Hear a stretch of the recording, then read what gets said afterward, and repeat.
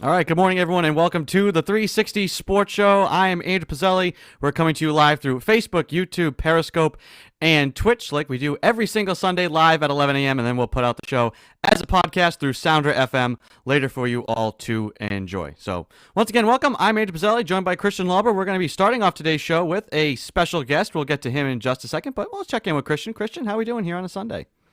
Not too bad. It's actually pretty nice weekend so far here. So, we're hanging in there. We're moving towards, vaccinations and all this stuff. So. I was gonna say, did this week move the needle for you in terms of are we trending still towards having to count down days, or are we still reserving judgment on this year? Oh, there's a long way to go. I'm not ready to commit one way or the other, but I'm pretty sure we're gonna be counting days by February. Unbelievable. So like I said, we're gonna get right into. We have a special guest joining us here today. For our college focus today is going to be all of this guest because he's got a wealth of knowledge that we want to bring to the table. So we're gonna start with some college stuff, and we're gonna be joined today by Matt Noonan. Matt is the editor and founder of NoontimeSports, a sports media blog that has covered an array of topics over the past 12 years, from small college athletics to high schools and amateur sports, along with tech and innovation.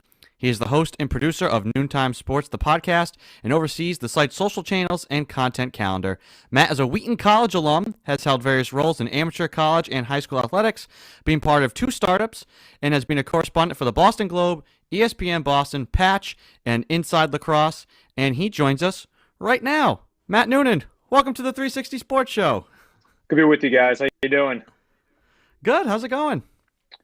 Sunday, the sun's shining, and I think we're doing all right. So I heard Christian, bemoaning the fact that, hey, the vaccines are a little slow, but being an optimist, being a positive individual here, Christian, I'm going to try to spread some of that here for the next few minutes with you guys. Be my guest. Christian's now he's in a optimist sandwich because the more you join us on the show, Matt, and the more we get to collaborate with you, you'll learn that I'm the optimist and Christian is the pessimist. So right now we've got him outnumbered 2-1. So let's see if we can make any progress there. There we go. Let's start right with it. We'll get right into it. As far as college stuff goes, I mean, the world was focused on college football this year because it was one of the only things going, but also this past week with the national championship happening. Alabama tops Ohio State. Just kind of your first reaction to Alabama winning the college football championship. I really wasn't too surprised. I mean, they ran the gauntlet. I mean, they ran over everyone in the SEC. They beat the SEC championship game with Florida. They had no issue against, I was going to say in the first round against Notre Dame, looked 2 unbeaten. No one was going to stop them against Ohio State. So, it was a messy season overall. It kind of ended on the fall part, at least. We got spring ball, which I know we'll talk about in a few minutes, but it was a messy season. And the way that it ended, honestly, it was a pretty bad product, in my opinion. But, good for Alabama. I know that Tuscaloosa was excited afterward, but it wasn't, in my mind, it wasn't like this, game that, oh, man, could this have been, a little bit closer? Now, maybe in different times, perhaps it does, but, it ended it was a messy way how it ended, just like the conference championships ended messy. And so I think it was a messy finish, and now it's interesting to see what's going to happen with the spring season.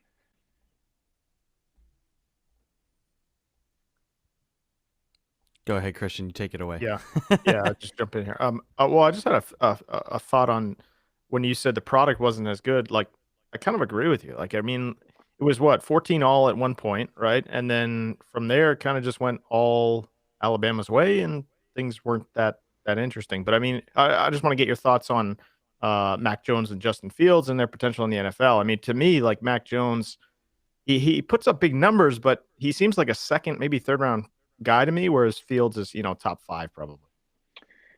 Yeah, well, I think that right now here, Christian, I would say Trevor Lawrence, I mean, seems to be kind of the guy, the de facto number one. I mean, Urban Meyer now with the Jacksonville Jaguars, now the question is, hey, there's a marketing value there, right? So let's look at it from this perspective.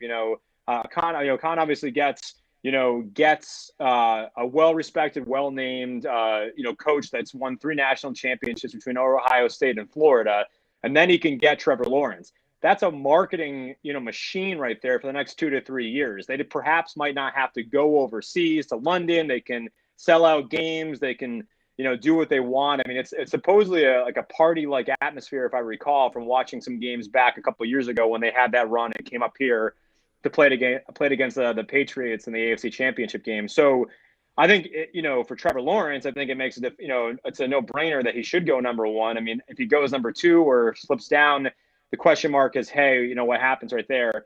The only thing, though, with Lawrence here, Christian, I would say this. I was thinking about it this morning, was, he lost to Joe Burrow, who obviously had a great, start to his rookie year. First start, obviously, with the NFL before, sustaining a serious injury a couple of weeks ago. Okay, so what does that mean? He contracted COVID. He was sidelined. His team loses that big game in Notre Dame. Notre Dame, obviously, that, helped them out with the rankings and so forth. So I think Trevor Lawrence is obviously going to continue to should be the number one guy. As for Mac Jones, the question mark that I have with him is there hasn't really been a lot of really quality quarterbacks that come out of Alabama. Alabama to me, I feel like, is a running back factory, is wide receivers, linebackers, defensive end, cornerback. I mean, Trevon Diggs, look what he did for his rookie year. Obviously an up and down year with the Dallas Cowboys and so forth. But I do agree with your assessment. I think he could be a late first rounder, perhaps maybe a second round or two. I saw this morning, I think it was Mike Reese here with ESPN Boston that was saying, I think has a story perhaps about him maybe being a target with the Patriots. All three of us know the connection, Belichick, Saban, back in the coaching days, of course, of the Cleveland Browns. So could he land with the Patriots? Perhaps. Could he land later in the draft? Could he go second round? Maybe does he, fall to the third round? Perhaps. Mac Jones obviously looked like, just the best quarterback out there. But to me, I think, Christian, I don't know. It's, again, this is probably going a little bit off topic for a second, but if you ask college coaches now when it comes to recruiting for quote unquote class of 2021 or the 2022 class, with a lot of high schools not playing, you're going off a junior, maybe even sophomore huddle film. So Mac Jones, good year, good tape, but can you translate that to the NFL? That's the question mark. Yeah, I mean, I would say just real quick to just jump in, like if he comes to the Patriots program, right, he's going to be wondering where his wide receivers are because I think Alabama has more talent than this New England team.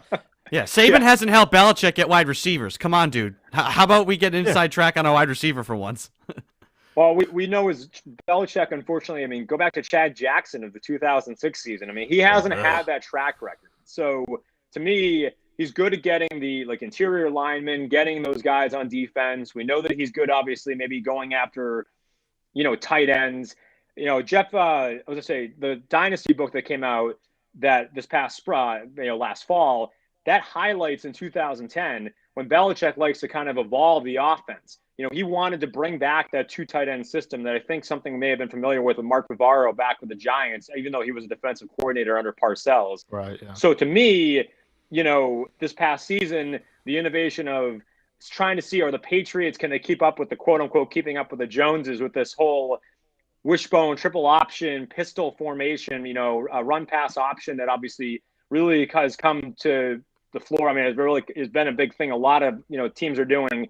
But that trickles down, as we all three of us know, to the college level. And it's not just at the D1 level. You see it at the D2, D3. Springfield College has been running the triple option for about 3-4 decades. So, it's just the players that are coming out and so forth. I completely agree with you. If Mac Jones were to come here, Christian, he's going to look around at the wide receiver room and say, now, are you going to be here past October or past November, perhaps? Right. Are we going to have a Zach Pascal come through for 2 games and then go off back to Indy or wherever and so forth? So to me, I don't know. I mean, I think they have to get someone from a Patriot perspective for sure. I think we all three of us would agree on that end.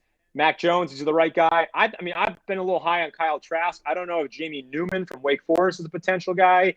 We know, obviously, there was a Wake Forest alum that did well, down the stretch with the LA Rams. So from my end, the quarterback obviously is going to continue to be the focus point for the next couple of weeks leading up to the draft for the Patriots, at least. I mean, if you go off of recent memory, I mean, what Mac Jones is probably going to look like in his draft day picture tells you that he's probably going to be like a 6-time Super Bowl champion and a Hall of Famer, right?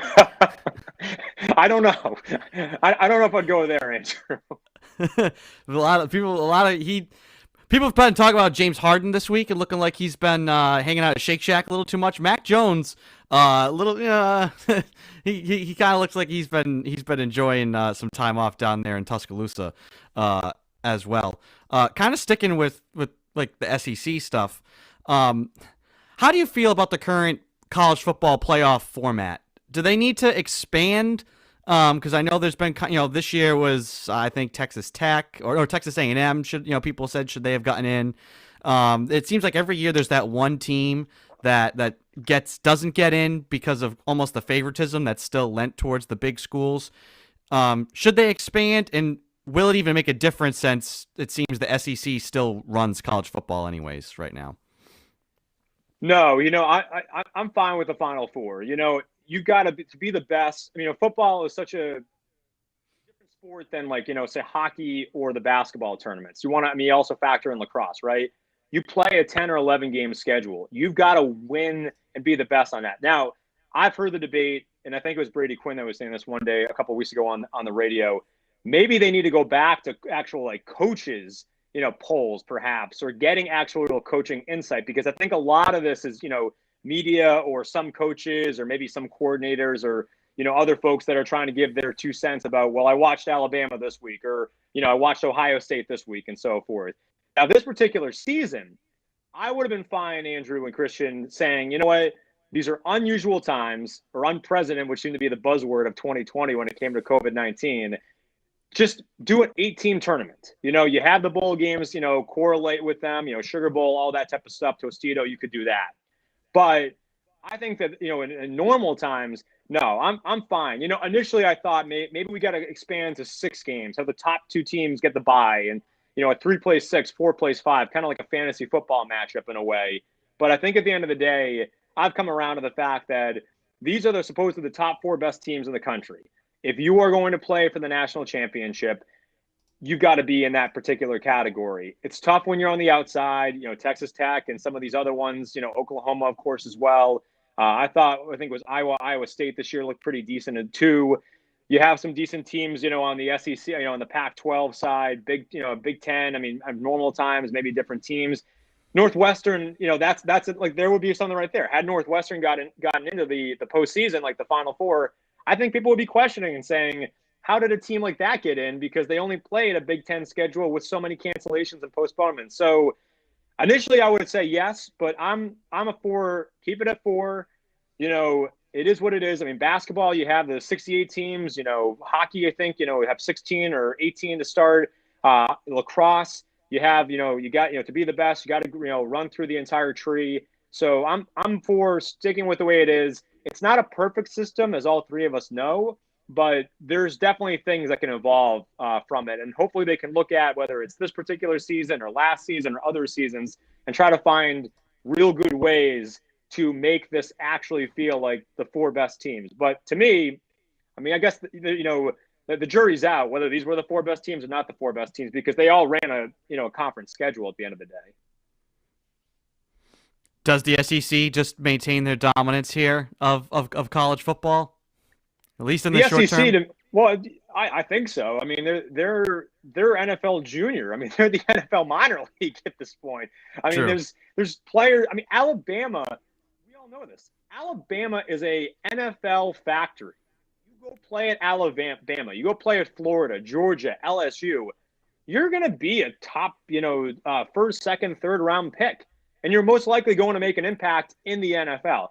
Now, I would think the Big Ten, I think there's schools in the ACC. I mean, all these Power Fives and even some conferences below that, you're going to find some, good talent and so forth. I mean, at the end of the day, these coaches are looking at the same players that are vying for spots on Alabama, or whether it's, Washington or Ohio State or, Clemson perhaps. So I think that the SEC is always going to be the number 1 conference. But the question is, I mean, yeah, can someone knock them off? I think eventually it does, but that comes down to recruiting. Yeah. I think it's unbelievable what they've done, especially with Saban, because it's one of those things. It's almost like with like UConn women's basketball.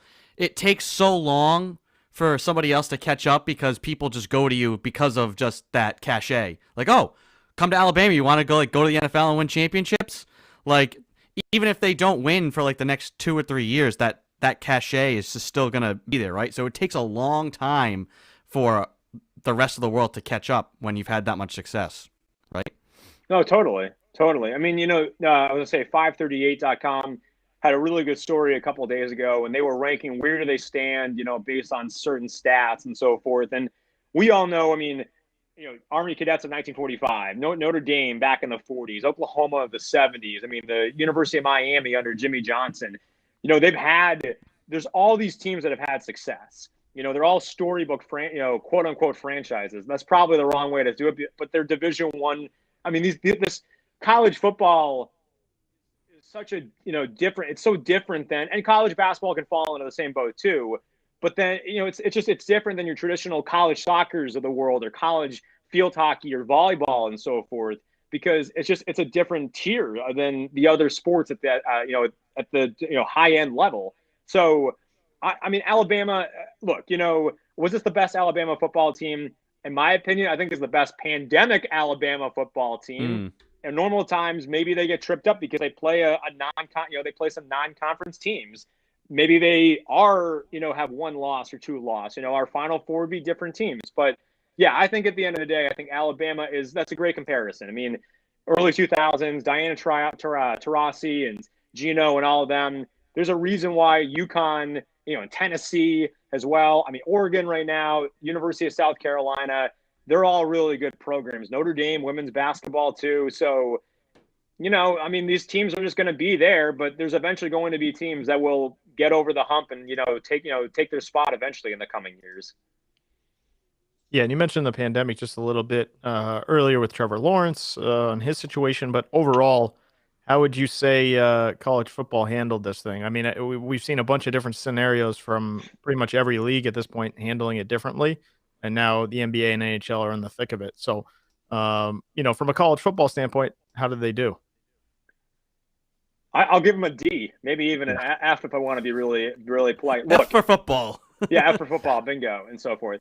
Here's the thing. We don't need to rehash this. March 13th, March 14th, we all know where we were. We all found out that, hey, I mean, this is serious. We don't know what, the ramification of this is. The minute that basketball went offline, spring sports were canceled, it was on to football. They were going to play hell or high water. We knew that at the end of the day.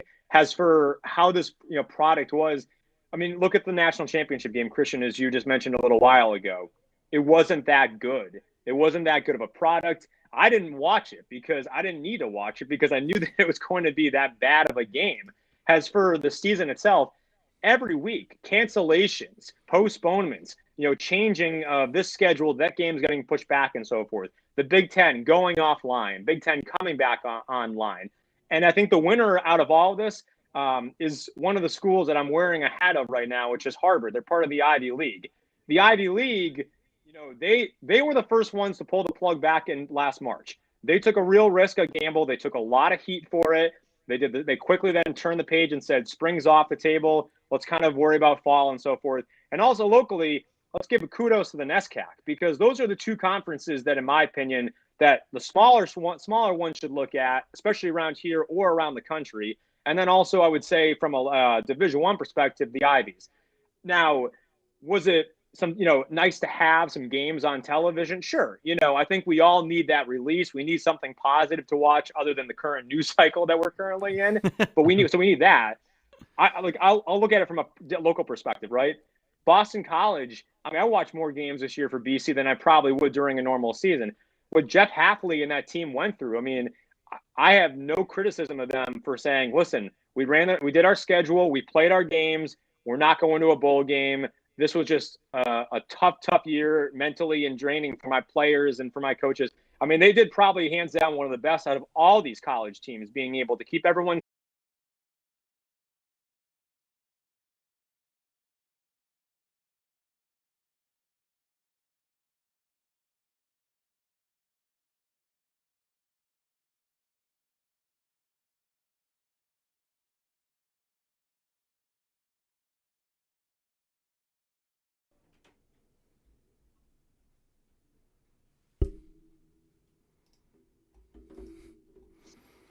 Sorry about that, folks.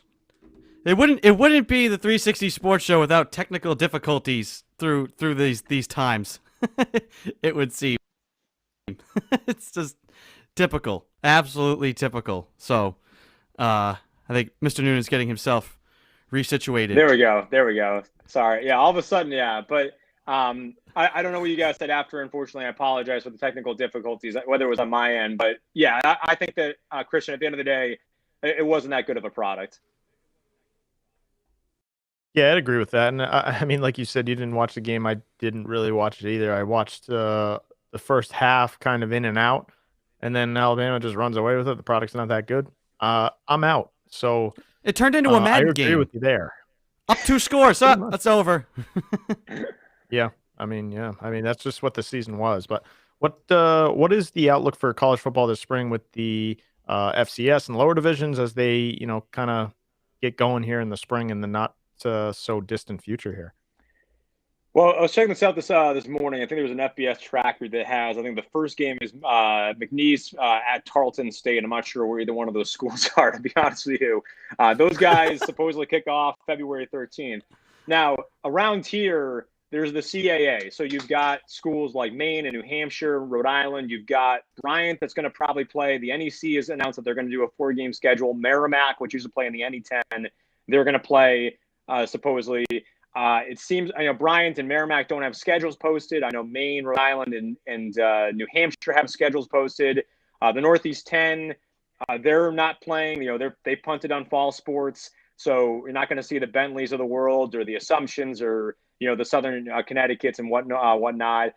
There will be. I think Dan Patrick's show had this the other day. I think there's about 8 or 9, maybe 10 conferences that are going to play, but they're going to play like an abridged, like 5 or 6 game schedule. And they're all going to group into areas. The Patriot League, they're going to be playing as well, 6 teams. Georgetown's out. Chance they could play, but not likely. They're probably right now focusing on the 2021 season. No Ivy League. We knew about that a couple of weeks ago. As far as small colleges, like from the D3 level, there will be D3 football played in other parts of the country, Midwest, down south. I think Mid-Atlantics are going to play a couple of games too. I'm not sure. I don't think they're going to do a championship. Now the FCS will, FBS, or FCS, they will have a national championship ending in Texas in May. But that's also going to correlate with spring sports. So it's going to be a mad rush when all these games come back. I don't know. I mean, now they've got a chance where they might have to cancel games and say the soccer game gets precedent over this football game, perhaps, or the baseball team has to play a doubleheader today.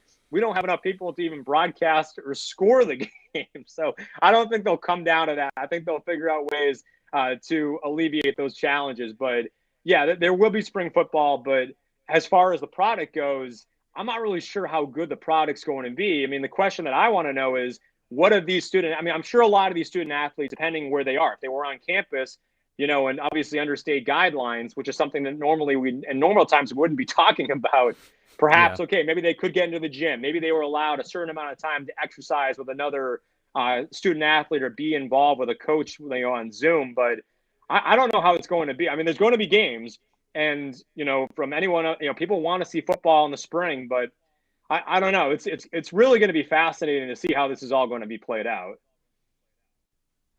It'll certainly, like you said, to try and cover all of it. So whether it's somebody like trying to, from the outside, say, okay, let me keep tabs on everything in the college landscape, and then for the people on the inside, like you said, you have a baseball, a hockey, a field hockey, a football, soccer happening in the same day. So we had the whole discussion earlier about this stuff many episodes ago about the popsicle headache that could be spring 2021 for college athletics. On that note, these things, me and Christian, we celebrated our 1-year anniversary last week, in the 360 Sports Show. Kind of mind-blowing when we started this person, and we'd sit down and talk and record and then, be face-to-face. And then obviously now we've done many more episodes this way. On top of trying to fill time between March and July, where we're a sports show with no sports. I'm sure you felt some of that struggle as well. Just Ben, like from your perspective as somebody who's trying to create content, especially content during a pandemic when everything's shut down, and the challenges even when it's somewhat up and running. That's a great question, Andrew. So, going back, last March, I was fortunate with some of the partnerships that I've established over the time is where we were able to do such as end of the year polls, end of the year for our Worcester Area College Basketball Association partnership, player of the year, rookie of the year, coach of the year, teams of the year, all that type of stuff, and wrap up lacrosse. But then when it was going forward from the get-go, I think everyone wanted to know anyone from the college sports world or college football that went on, like, say, Dan Patrick or Colin Coward or was on ESPN that had, others than, not Paul Feinbaum, perhaps, that had some sort of nugget. Everyone wanted to blog about it, podcast about it, talk about it, and so forth. And for a site that's specifically been focused a lot on college, more at the small level here, as you both know from New England, it really gave me that opportunity, which is something, an itch that I've always had, to try to explore other avenues of sports and athletics, fitness and health. I'm fortunate both on the podcast and also just from doing a couple of Q&As to connect with trainers, during this particular time, health personal trainers. How are you training, virtually? Is this something that's going to be changing the way that we go to work out, in the post-COVID world? You look at Peloton. I mean, the way that their game has gone up, I forget what the percentage was, but it was at least, I think, almost like 99 or almost 100%. Like, it was a big jump because people could be at home and do the virtual classes on their bikes. And I think on the elliptical or the ellipticals or, two perhaps, or treadmills. Looking at social sports leagues, how do you come back in a safe and healthy manner to keep your players safe, whether it's, sanitizing kickballs or sanitizing the baseball bats and the gloves, and that and so forth. How do you do that?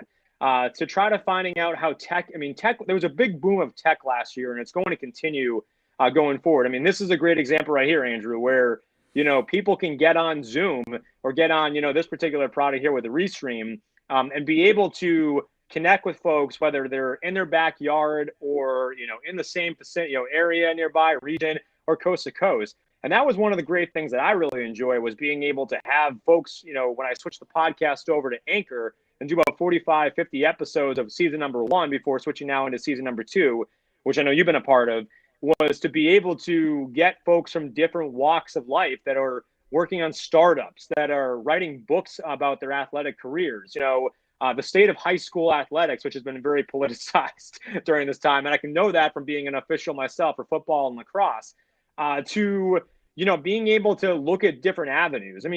The biggest thing that all three of us know from a content perspective is it's about your audience. You can dive in your analytics. You need to understand exactly who's coming to your site, who's coming to consume your content and whatnot, and making sure you're catering and creating and curating content that's to their liking. Because, this particular period of time, unfortunately, has brought ahead to the fact that, the dailies, the weeklies for certain newspapers, there's pockets both here in Massachusetts and I'm sure in your state of Rhode Island, Andrew, that have lost daily newspapers, weekly newspapers, and around the country. Newsrooms that have shuttered, that become all digital, to television stations that have said, we don't need, 5 production assistants. We can do this, remotely, or can do a lot of computerized stuff. So there's been changes even at the radio level too. Entercom being, a lot of changes specifically here with WEI, Beasley Media Group.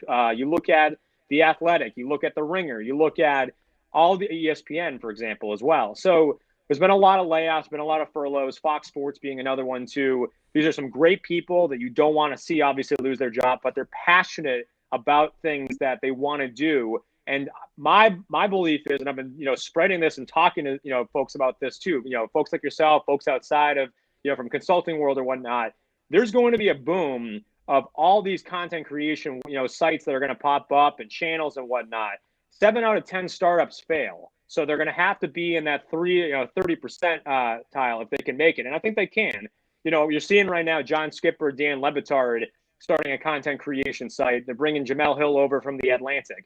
So I think at the end of the day, the one thing that I've really treasured about Noontime during this particular time is to really kind of think about that next phase, which I've been doing, create different content like I'm doing now. Like I'll be writing later today, my Noontime Sunday Thoughts, where I'm looking about stuff about sports and tech and innovation and where things are going on a weekly basis and so forth, to Tech Tuesday we launched, to doing more collaboration. Fortunate enough to have you come aboard with Zach, Weiss, to do the Football Friday podcast. That was a staple of our blog for a long time, going back to when there actually was local games other than just say BC and UMass playing, for instance. So, that's some of the things that I'm looking forward to doing. We've got some other plans that I'm looking forward more in-person type of stuff, but of course we got to be a little patient because of the vaccine and the rollout and keeping everyone safe. But there's a lot more exciting things that we've got planned for 2021 and beyond, and I'm excited to see how these things pan out. Isn't it weird that kind of like, I hate using the word silver lining. We got to find a better word, but that the pandemic situation from somebody who's I think in a lot of avenues of life, there's been able to find this, but it's given people the chance to take the step back and really assess things. And from your perspective, like you said, you had the time to sit back and figure out, okay, I'm really have to think about what I do, how I want to do it, and in the end, improve, and make adjustments and make yourself better. It's kind of crazy. Same with us. We thought, hey, video, doing it live, that's maybe like a couple of years off. Let's just focus on doing audio only. Well, here we are, full on production, everything. The pandemic kind of accelerated a lot of those plans, right? It did. And and you bring up a valid point, Andrew, because I've done a lot of reading of and that's one of the great things as well. I listen to podcasts, I read, business books, I read, self-help books in a way, different things. You read Malcolm Gladwell. You got to get a good sense of, some great, political books. You listen to podcasts about people that make changes during this particular time. And John Meacham did a great one back, I think, last April at some point about challenges both our country and the world faced, and how we kind of persevered and came out through that. I view this particular time, I understand silver lining might be the wrong way to look at it, but you're absolutely right. There's going to be people in our world from more like if you want to go from a college perspective, there's going to be athletic directors that are going to leave and become consultants. They're going to either go in the nonprofit sector or go with some part of education. There's going to be people from coaches that are going to go leave and start, maybe doing like a TED Talk type of thing. There's people that are going to that have been laid off and furloughed, that are talented people that are going to look at this opportunity and say, you know what, I really like doing that. And I need to find ways where I need to be able to continue to pursue doing that. I think this new normal that we're heading into, you're going to see a boom of a lot of freelance work, a lot of contract work, but you're going to also see a lot of people doing things where they want to do things that they want to do. I'm not saying there's, and this might be coming from my perspective of working in the kind of the startup world as well, is that if you are passionate about a vision and you want to bring something to life, you're going to see a lot of entrepreneurial kind of experiences and things that are going to be brought to life, both this month, later this month, and obviously over the next few months. And, it's an exciting time. And I think if you're interested in getting into content creation, or if you're passionate about a specific subject, you got to do things like you guys are doing right now. You got to podcast, you got to start a video, you got to do Instagram, maybe get on TikTok and try to grow a following there. You got to. What do you say, Christian? Want to get some dance moves in? Come on, Christian. Yeah, you can do reels. I'm not afraid to say that I've done TikTok and reels for dance moves. I'm not afraid to say that. Have you fleeted yet? No, I haven't done fleeting yet. But I mean, that's the biggest thing that you have to do. Build your clips, and the biggest thing I say this to a lot of college students that want to get into this, and I'm sure you guys have spoken to folks as well, where they're juniors or sophomores or seniors, and they want to get into this. The best answer is just do it. Just get involved, get started. It sounds so cliche. It sounds so simple. I've listened to interviews with, CEOs of company or COOs or CMOs, and they talk about, all these things. I'm reading a book right now called 10,000 No's, and I just finished a chapter about risks. And this is about this gentleman happens to be an actor, and the highs and lows that they go through, and how he relates it. And he has a podcast, 10,000 No's. But the risk factor is so rewarding. There's the part of you that says, okay, I don't, maybe I want to do it, but I'm hesitant. And then there's the other part that says, you got to jump in and do it. I'll say this to people. If you play it too safe or safe to the vest, that's fine. I mean, there's some people that are going to do it, but I've always been kind of, you know what, I'm going to forge my own path and do things my own way. And I'll tell you guys, honestly, it took me a long time to kind of build up Noontime to where it is. I mean, I started it as a junior going into my senior year in May of 2009. A lot of people didn't take me seriously. There was a lot of, ruffling feathers along the way, but I've made a lot of great contacts and friends, throughout it. And, it's a great feeling at the end of the day to be able to come on and talk with folks like you guys that are just as passionate and have the drive, the emotion, and the excitement. And that's what it is. I'll end it by saying this to you guys. Going into this year, I have a couple of values. I'm a guy that loves quotes on the wall and has inspirational type of, because I do home workouts. So when I'm, last set, hey, I'm looking at Ben Franklin quotes, Theodore Roosevelt, Abraham Lincoln. But the noontime way is pretty simple. Snowball kick. The snowball kick is so inspiring. Yeah. But the real one is, hey, make sure you smile. You got to dream big. You can't quit. You have to understand there's going to be challenges, but you will get through them. Fight for what you love, and then just be happy at the end of the day. And that's kind of my moral for 2021. And so far, I think that, again, it was a taxing 2020, obviously, from a content creating perspective, but taking a break and kind of being hit the refresh button and, flipping the calendar from December to January, there's a lot of hope. And I'm excited from my end to see where, you guys do and see where other content creators and folks like, that we've crossed paths with and see where they go, because I think this is going to be a real interesting next couple of months and years for the content creation world, especially also for sports and sports content. Awesome.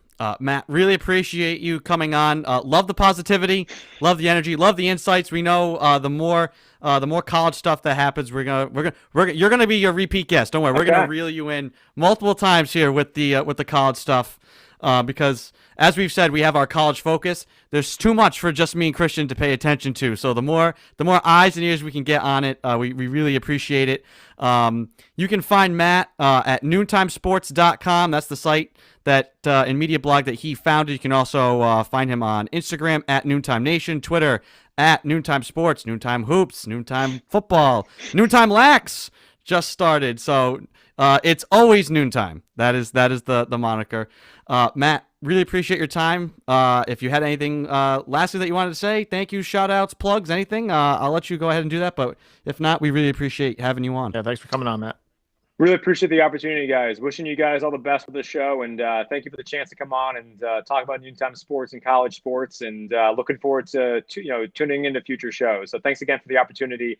Best for you guys, and Christian, positivity, my man, positivity. You lost me at positivity, but yeah. Stick around if you want to tune back in, Matt. You could come for our Celtics talk. You'll get loads of positivity from Christian during Celtics talk. I'm excited. Well, thanks again, guys. Have a great rest of your day, and thanks again for the opportunity. Same to you as well. Enjoy the rest of your weekend. Bye, Matt. That is Matt Noonan from Noontime Sports joining us here on the program to offer his insights this week, particularly just on college football, because college football was the story of the week. I think you kind of touched on it, Christian, with the college football thing. I had like one last thought on that Alabama game. I just wanted to say we both said it was like a Madden game. Also, it hurt for Ohio State that Trey Sermon got hurt on like the first play of the game. A running back who averages 8 yards a carry, but also tough ass to tell your team, hey boys, go out there and win this game, 55-52. Trey Sermon don't play defense. No. That Ohio State defense, which I thought might be able to make some plays, no siree. That game, like a Madden game, 2 scores, over, which was unfortunate. I mean, Alabama's wideouts are just unfair. They're like, they're like the 07 Madden Michael Vick. That's pretty much the equivalent of it. Yeah. Well, also, it doesn't help. I mean, you're not covering Devontae Smith, like, running down the seam. Nah, don't cover that guy. It's fine. Yeah. Trail technique on the high trophy winner. That works. Yeah. But yeah, big appreciation, big shout out again to Matt Noonan for coming on. If you weren't able to catch him his full segment here live on the show, we do put out the show as a podcast through Sounder FM or wherever you get your podcast from. You can find the 360 Sports Show. I meant to look. I didn't even see if we had any questions. We did have a question. Let's see if maybe we can effort an answer here. This is from Pete from Gansett. Thinking about football from college down to the Pee Wee level between the pandemic and the growing concerns about concussions, what are Matt's thoughts about the future of football when the air starts to clear? So you know what we'll do is I will message that question to Matt, and we'll go ahead and see if we can get an answer from him for the rest of the show, because we could certainly try and answer, but I'd be really interested to see what his thoughts are on that. But if you have questions, you can drop them in the comment section, or you can always email the show, the 360 Sports Show at gmail.com anytime throughout the week or throughout the show, and we'll get to those during our mailbag segment. So, again, big thanks to Matt Noonan. You can catch him, go back, watch this episode through all of our social media streams, or check out the podcast. So we're going to move it along. Let's react, sticking with football. Christian, NFL divisional weekend started yesterday. 2 games on the slate today. Your reaction to yesterday's games, starting with the Green Bay Packers topping the Los Angeles Rams at home, and then the Buffalo Bills advancing to their first AFC Championship game since 1993. I was in diapers. Were you born yet? When was that? January 1993. That was about 4 or 5 months before I was even a twinkle in my parents' eye. So it is, quote, been a while. So your reaction to yesterday's NFL games? Well, we'll start with the Packers. I mean, Aaron Rodgers, man, if I'm choosing one quarterback to watch normally and right now, I will say Aaron Rodgers is the guy. He went up against a good defense, and again, I mean, Devontae Adams is kind of just an absolute stud, right? And yeah, he threw all over him. The numbers aren't super like over the top where he threw 50 times, but he threw efficiently. And I mean, you just do the eye test with Rodgers. I mean, the guy's having a hell of a year, and I don't want to jinx him, but I feel like they're kind of like this team this year that's just kind of, they look like they're destined for a Super Bowl, whether they win it or not. But I think they seem to be on the track to get there. Yeah, I mean, I feel like from both of us, quietly doubted all. They had a really good season, but I think it's flown kind of under the radar just because of recent history with that team. And granted, LaFleur it's not Mike McCarthy isn't still there, so it's tough to really compare those past failures. I mean, you still have Aaron Rodgers, and you question with his style certain times, does he take them out of games? He was amazing yesterday. I mean, but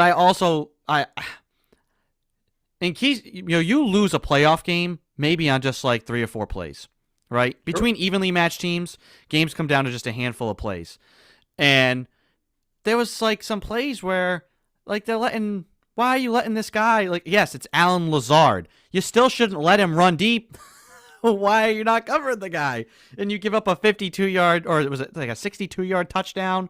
It's like it's a 1-score game in the fourth quarter, and we're not going to cover a guy running deep. I will say though, they covered for quite a bit of time, and Rodgers was able to navigate the pocket, and also Donald being hurt didn't help them, but also the offensive line for the Packers did a tremendous job yesterday in protecting him. And then I think that was their best. I think that was their best performance from the offensive line all year. Yeah, agreed. I mean, and what Rodgers can do with his legs just in the pocket, he's not going for he's not Lamar Jackson out there, but what he can do in the pocket and even escape it. I mean, the guy throws on the run like it's nothing. So, I mean, he's just I also want to give credit. Like the toughness award goes to Jared Goff. I mean, I've been critical of him and why they stuck with him as their starter, why they paid him all that money. It's like, yeah, he had a great season in 2018. That's all Sean McVay. That was all the system. That's the talent around him. You could have plugged in any number of quarterbacks and asked them to do the exact same thing. A lot of people are saying that same thing about Jimmy Garoppolo. But I will give that guy credit for gutting out that entire game while getting pummeled too. As much as it was, we said, hey, the Packers offensive line had a great day. The Rams offensive line did little to help in the passing game. In the running game, they were able to open up some lanes. Passing game, pitiful. You got a quarterback out there who's banged up. Keep him upright. Give yourselves a chance. And there was plenty of times he had no shot. Yeah, I mean, and another toughness award goes to Donald. Aaron Donald. I mean, he's played with torn rib cartilage or something. Like, that's got to be some painful stuff when you're, bashing into another 300-pounder all game.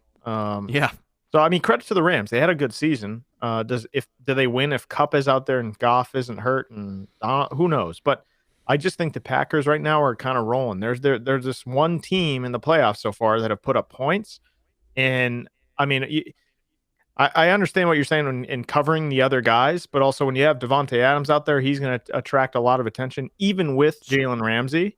True. And that's going to allow for other guys to get open eventually, and a lot of them did, Do you unfortunately, think for the Rams. Do you think Devontae Adams is the best wide receiver in the NFL? Because I do. You ask me right now, yes, absolutely, hands down. The guy is an absolute freak. Yeah, I mean, he can do everything. He can catch it over the middle. He can go deep. It doesn't matter. He makes all the catches. He can run every route. He's just a stud. And I mean, he has a good quarterback throwing him the ball, but also he's got to do some of the work on himself. And I mean, the guy's just an absolute stud. I agree. So the Packers win in advance. They will host either Tampa Bay or New Orleans next weekend at Lambeau for the NFC Championship. Meanwhile, on the AFC side, last night, the Buffalo Bills Mafia scored a big win over Lamar Jackson and the Baltimore Ravens. Christian, your thoughts on how that game turned out in the Bills' first AFC Championship game appearance since 1993. Well, I'll tell you, Justin Shanks Tucker there had a phenomenal game. Really well done. Real. Yeah. So I don't know if they put more points up. Is it a different game? Maybe not, but you'd like to see him kick the ball through the uprights. Like I don't know. That's kind of the point you're out there. And overall, I thought this game was lower scoring than I thought it would be. Yeah. I know Buffalo's defense is legit, but Baltimore, on the other hand, did not see them holding the Bills to 3 points in the first half. So good on them to do that. And then obviously Lamar gets hurt and the Bills kind of run away with it. Once again, Allen to Diggs. I mean, that's this, theme. It's Rodgers to Devontae Adams and Josh Allen to Stephon Diggs. Those two combinations this year have been just outstanding. Yeah, I agree with you. I mean, I was kind of surprised. Baltimore, they were doing the things they were going to need to do because I've said they had the same blueprint that the Colts did. Run the ball, control the clock, don't turn it over, and score when you're in the red zone. Don't just take points. I'm sick of the unnecessary 2-point conversions. Yeah. I'm sick of guys going for it down in the red zone like in the first quarter. It's like you just take points. Yeah, there's definitely a time and a place where you say you have to understand maybe the way a game has played out, and it's the fourth quarter, and you've gotten to the red zone. It's like, listen, we haven't been here all game. We need a touchdown. If you won, if you're behind, or if you feel like, listen, we can't kick this field goal and only go up 6. We need to go up 10, because you've seen how a game's played out. But like early in games, like the Colts, like last week. Against the Bills, going for it on 4th down when they didn't have to, which then led to the Bills going right down the field and getting a touchdown and having this 10-point swing. It's like, just take the points. Early in a game, take the points. And unfortunately for the Ravens, and I understand there was a swirling wind and some elements are difficult to kick, Justin Tucker, you're supposed to be the best kicker in the NFL. Yep. Like, if you want to be the best kicker in the NFL, you go out there and do it like what Adam Vinatieri did, which was like still kick through wind and snow and sleet and bang through those field goals. Try like 8 inches of snow. I mean, like if you're the best kicker, you get. He can't. What was he? 1 for 4? Something like that. Yeah. I have to pull up the box score, but not good. Not good for him, and that really hurt the Ravens because, those are wasted possessions. It's wasted time. You give up good field position to the Bills. And in the end, it all came down. We talk about coming down to like a playoff game still comes down to like just a couple of plays.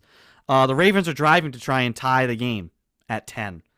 And Lamar Jackson fell into, it's what we've said with all these young quarterbacks in the playoffs. Can they not do the things that they get in trouble for doing a lot? With Baker Mayfield, it's the running out of the back of the pocket and just drifting.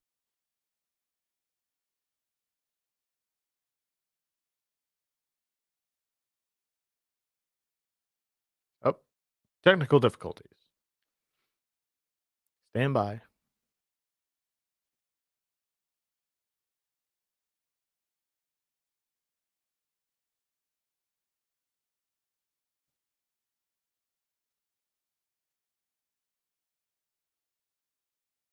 back. Let's see if Christian pops back in here in a second. Seems like we got knocked off the air again. Not a good day. Not a good day here for technical things on the 360 Sports Show. But as I was saying, it would seem that these young quarterbacks all had things that they had to work at not doing. And for Lamar Jackson, it's the turnovers. It's fumbling the ball. It's not throwing kind of bonehead interceptions. It's just taking care of the ball in key spots. And welcome back, Christian. I said not a good day for technical difficulties today. But with these young quarterbacks, can they not do the things that get them in trouble? And for Lamar, it's turnovers, whether it's loose with the football and fumbling it when he runs, or it's throwing bad, ill-timed passes. There was no reason to throw that ball. That interception, yep, which becomes a pick six, which was a great play, because one, that guy had to avoid Lamar Jackson, and sometimes guys try to just run as fast as they can down the field and not let blocks get set up. That was a great return, but that pass was putrid. You cannot throw that pass on the goal line. You cannot just say I'm gonna. And it wasn't like he threw a fastball either. I mean, he just kind of like waffled that in there. Yeah. It's just a recipe for disaster. Comment section chimes in. Tucker equals Gostkowski and entropy, and then high snaps from center didn't help either. Yeah, that's the other thing. The Ravens this year. What is it with?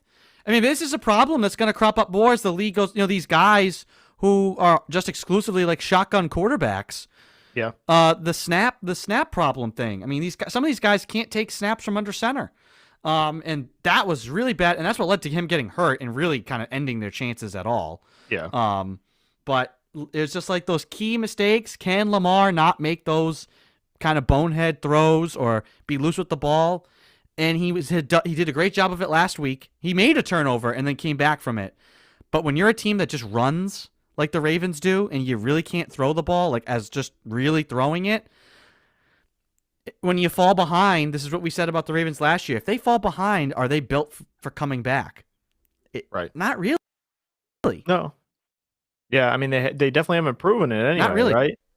Yeah, I mean, I think the book is kind of out on the Ravens, just based on the year they had. I mean, I know they made it to the postseason here and they won a game, but at the end of the day, I just feel like they were like an absolute wagon, in the previous year, and then this year they kind of just got stymied a little bit, and things didn't work as well as they did in MVP year. So I don't know. The book's kind of out, and can Lamar kind of get to another level here in his improvement? I think so, but he's got some work to do. Once again, like you said, you cannot make that pass, and the snaps don't help, but also there's just you gotta find a way to, like, at the end of the day, it didn't really matter as much as the interception, So Lamar's got to take care of the ball, and he's got to improve. That's just basically what it is. I mean, he's still young, so can he? Yes. There's just the question is, will he, and how much will he? But I think he's a good player. It's just a matter of, does this Ravens team have enough to get by these teams that are already in front of them? KC, Buffalo now. All these teams in the AFC, and even, maybe even Miami once they kind of get going a little bit more with the young quarterback. I'm not sure of that. Yeah, we'll see. So the Bills move on. They will face the winner of the Cleveland Browns Kansas City Chiefs game, which happens today, I believe, at 3:00, right? 3:05. 3:05. Always the times. So let's get into that game. Before we pick it, the Browns got here by really a weird game. Now, I will kind of like take a little bit of my victory lap here on my Ben Roethlisberger take from last week, because he went out and did exactly what I thought he would do, and the Steelers proved they were who we thought they were, which was frauds. They snaps over the head or through the feet of Roethlisberger, like 3 picks in the first quarter, looking totally disinterested. People said, is it his Dan Marino moment? Is this where he just goes out there and throws a whole bunch of picks and they look bad against a team that's hot, that's playing well, and that basically came to fruition. Now, the Browns tried their best to brown themselves because that was a 2-score game early in the fourth quarter, but Mike Tomlin outdoes himself once again and punts on 4th and 1 at midfield when you're down 12, having no again, have as much as like we go on people like going for 2 when you don't have to, have a sense of the game. It's the fourth quarter. You were down 28-0 in the first half. Momentum is on your side. You don't know how many times you're going to get the ball back. It's 4th and 1 at midfield. You go for that 10 out of 10 times. Or you just QB sneak. Whatever, even though you're carving them up in the passing game with Roethlisberger, he got hot because the Browns sat back and let him get into a rhythm. They didn't go for it. They punted. Yeah. You know why they didn't QB sneak, Christian? They still do not have. They don't have it in their playbook. It blows my mind. I don't know. When you have a tank back there, I don't know why you don't do it. They don't have it. That came up a couple years ago. There was a situation where it was like they had nobody over the center or the guards, and they like asked Ben like, "How come you didn't like audible to a QB sneak? It was wide open." He's like, "Oh well, we don't have that check. We don't have that call." What? Like every single team from like when you're like a peewee till the NFL should have a quarterback sneak call. And guess what, dude? Get up there and just be like, "Give me the ball." Yeah. You don't have to have a call. If there's nobody over the center guard, just go blue 42, hut, and just lean forward.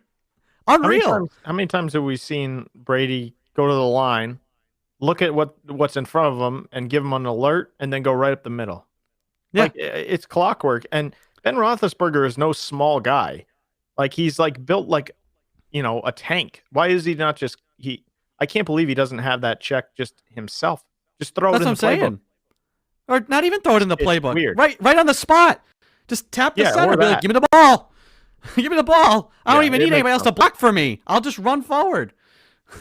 I'm happy with Pittsburgh losing this game, though. I'll tell you, the two biggest tools in the NFL for the postseason so far are their 2 wide receivers, Claypool and Smith-Schuster. Like these guys are like jokers. I don't understand. Like Smith-Schuster was dancing on everybody's logo, and they lost like 4 in a row. And then Claypool is saying the Browns still suck, even though we lost, and they're gonna get crushed by KC. Yeah.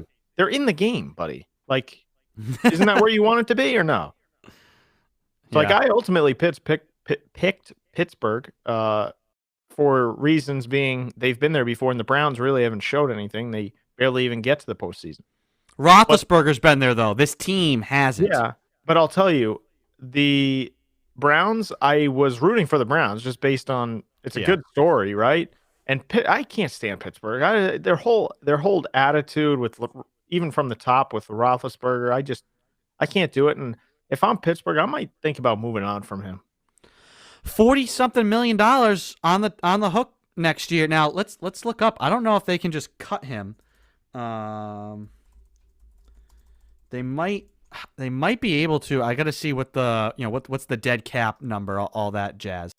But that was the talk. I mean, hey, I've never seen people. People say, "Oh, I do read into the fact that he sat on the sideline of that game afterwards and like bawled his eyes out because you never had seen that. It's one thing if he was a guy who was emotional like that all the time. At the end of every season, you'd see him. He'd be teary-eyed in press conferences.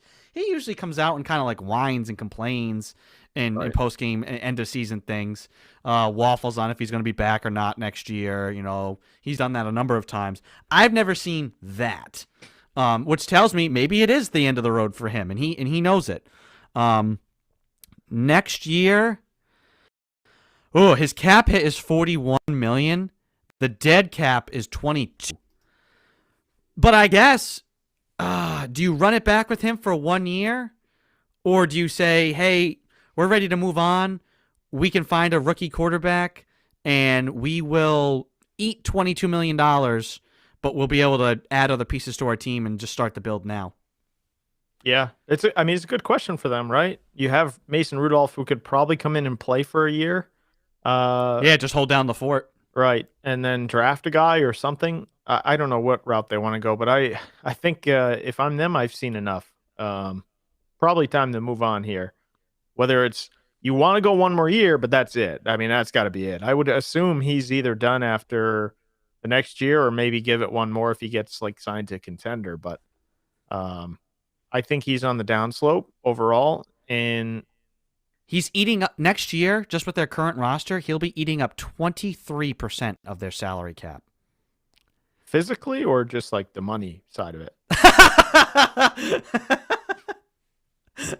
Well done. I think both. Yeah. He's taking that money and it's going right here, baby. The next highest paid guy is Joe Hayden, $15 million. Fair. And then Stephon Tuitt, Cam Hayward. Well, some of these guys are kind of starting to get up there too. Yeah. And then you have guys, I mean, eventually, like, you got to start playing. You're going to have to pay TJ Watt more money. Yeah. Oh, yeah. He might actually be, let's see what his contract situation is. Yeah, he's coming into a contract year. That's totally the type of dude that might not want it. All these guys now, they don't play the contract year out. They want that money now. Right. And you're going to have to pay TJ Watt top dollar, top defensive end dollar. Guess what? Maybe that's Big Ben's salary. Yeah. The question is, if they cut him, or if say or if they try to trade him, like if they come and say, "Listen, Ben, we want to cut you," does he just retire, or do you think he would play 1 year somewhere else? I think if the opportunity is right, maybe. Does he want to move and everything? I don't know. That's a question that I have, is motivations. But like if the Colts came calling, he might give it a shot, or someone like that. Someone that's talk about weird uniform looks. Yeah, right. Yeah. Not something I would like to see, but I feel like that's a prime spot for a guy like that. I mean, we saw it with Rivers, right? They have talent around him, and I mean, he's been there before. Rivers hasn't. So can he just give you back-to-back years of guys that want to chuck and duck and get to retirement. Yeah, but I don't know if someone comes calling with an opportunity like that, maybe he does. Yeah. Well, the Browns, hold on. They beat the Steelers last week, and they're in the divisional round this week against, the Super Bowl champion Kansas City Chiefs. I think this game will come down, and I don't even know if it'll come down, because I've said every team this year in the playoffs flaw. They're not perfect. The closest team to being perfect is the Chiefs.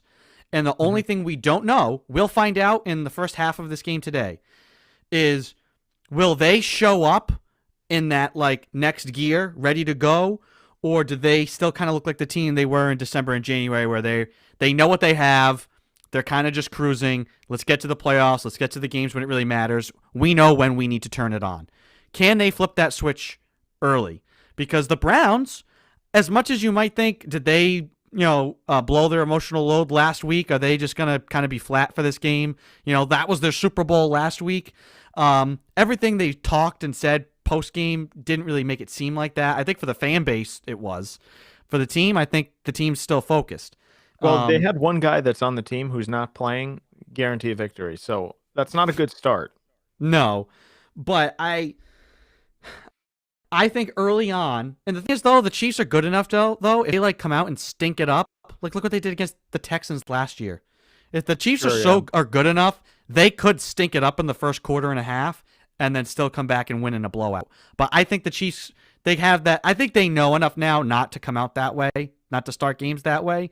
I think this could be tight early, first quarter. It's wow, it's only 7-7. And then Kansas City's going to figure it out. And I just think at the end of the day, they'll run away with this game because they're not going to make the mistakes that Pittsburgh did. So I feel like this is close early first quarter, but then it becomes something 40-something to 20, and it's just not even close. That's my kind of prediction for that game. Yeah, my early thought anyway, it might change before 3:00, but I think the Chiefs are going to win this game going away. Only because I think the Browns, although they are a good team, but I would say last week I think it was a lot about Pittsburgh sucking so badly than it was about the Browns. They made the plays when they were there, right? And their offense is good. I mean, they can score. But can they? I'm not sure they can go toe-to-toe with Kansas City. I don't know if anyone can. I think you have to look at a team like Buffalo, right? If they get there, that would be the team where they have a good defense, and now they have weapons on offense. I just I can't believe in the Browns just yet. I would like to see them win, obviously. I think that Oh, would be a great absolutely. story, Cleveland right? Buffalo AFC Championship game? That would be fantastic. Yeah, I just don't think I don't know. I just don't think I think last week, like I said, it was more about the you know, Steelers not showing up to play, and I don't think you're gonna get that from Kansas City. So I could be wrong, but I think it's gonna be a runaway. Yeah. So the next game is the Saints hosting Tampa Bay, and Tommy I and don't know. Gronky. I think both played last week. Both I don't think looked really all that good. I was not impressed by either team's effort last week. I had picked the Bears because I wanted to pick like a true upset. I know I picked all upsets last week, but saying the Titans were going to upset the Ravens, it was not some like wild out of left field prediction. And same with like Cleveland beating Pittsburgh. Like, yes, this is an upset, but like not this like, oh my God, this is so shocking. I picked the Bear. I like to pick a true upset because I thought Bears beating the Saints would be interesting. I wasn't impressed with either team. I think both, for a period of time, really played down to the competition. Both teams still concern me with their coaching staff's decision making, whether it be, again, needless 2-point conversions if you're the Buccaneers, and for the Saints, like kind of needless use of Taysom Hill at times when They you love Breeze it. out there. They freaking that's like a Belichick special. They like to put the quarterback out, like Brady goes out there to punt it, and like, oh, they love that. So I worry about that. I think Breeze and Peyton together, I will still pick over, because the teams are very on par. I can't see it being a blowout because it's just so hard. It's so hard to beat a team 3 times in a year, and you know that the Buccaneers are gonna have something to bring to the table, given the way the other 2 games went this year. But I still think the Saints are better.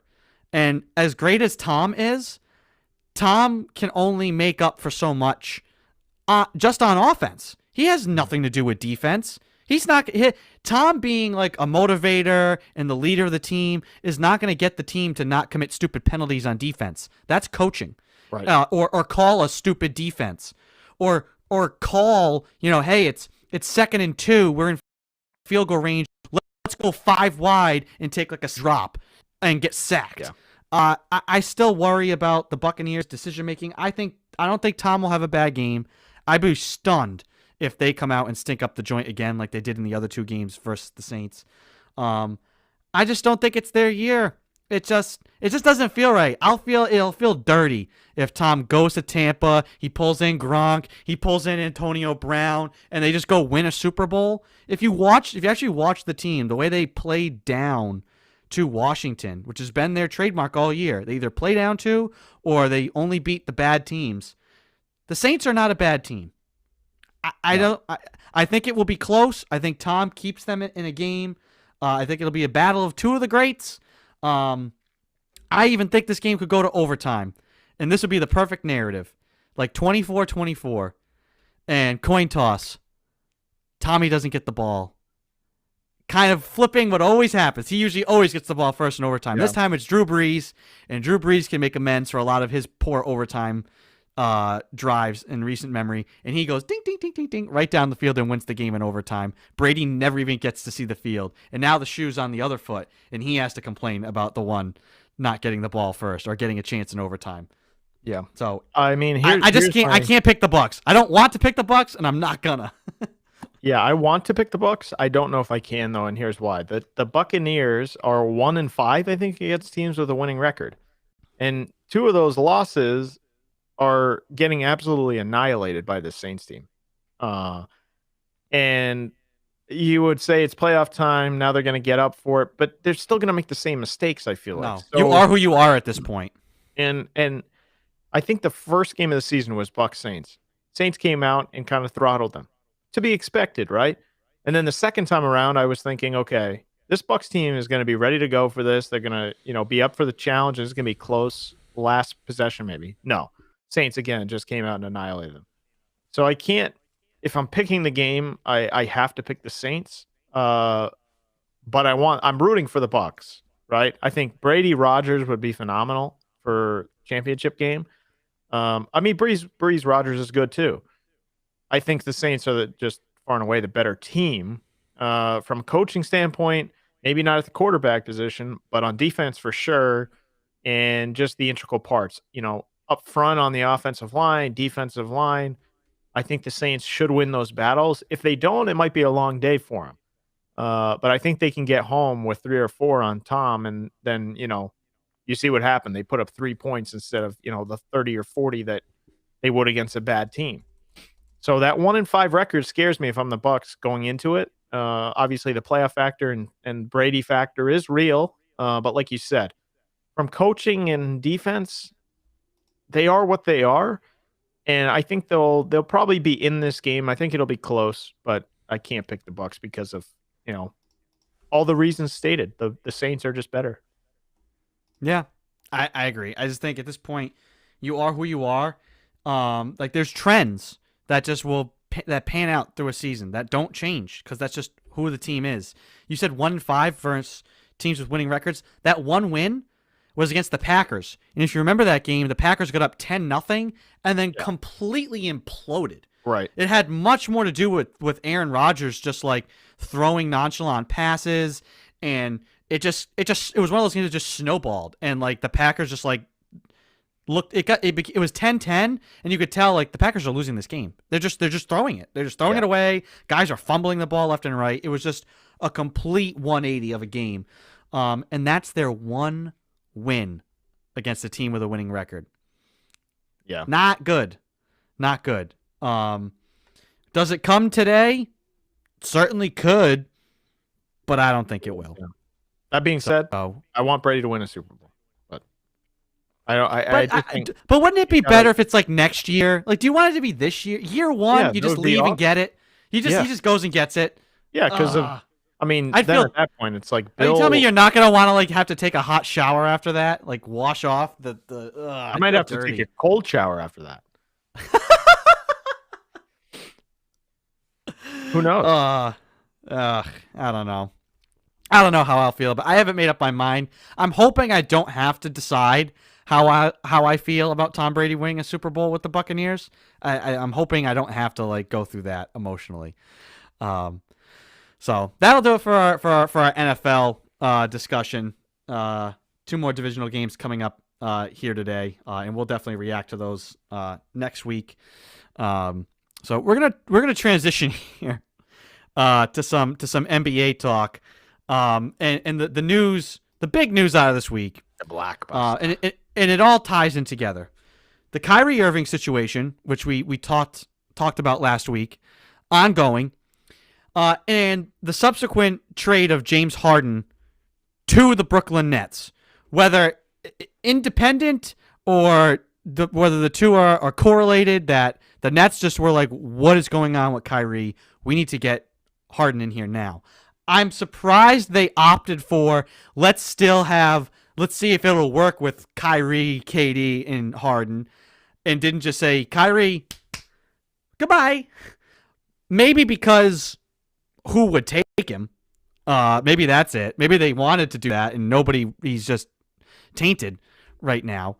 I don't know. The biggest, this is quite literally, this is the biggest thing to come out of this week. Because look at James Harden, man. I really just. He's padded up, though. It's unbelievable. You see him last night, though? You see him last night? I think he was putting on a fat suit to get out of Houston because he looks like he's in shape again overnight. He lost like 56 pounds overnight. Well, you know what I think he's doing? I think he was probably going to the Shake Shack, before the games and just loading up. That's what it looks like. I mean, I doubt the dude's actually fat because it almost seems impossible to me. Like, how much food would you have to be eating to get fat as an NBA player that in season that's doing that much running, who's not already fat? It's one thing if you're a big guy. Like Big Baby was always kind of like hefty, right? Jared Sullinger already kind of had some pounds on him. You could see that. And he's not exactly like a guy. James Harden, we've seen before, was like shredded, and he's flying up and down the court. He's not a PUD. This dude looks like you said, maybe it was just the don't care factor.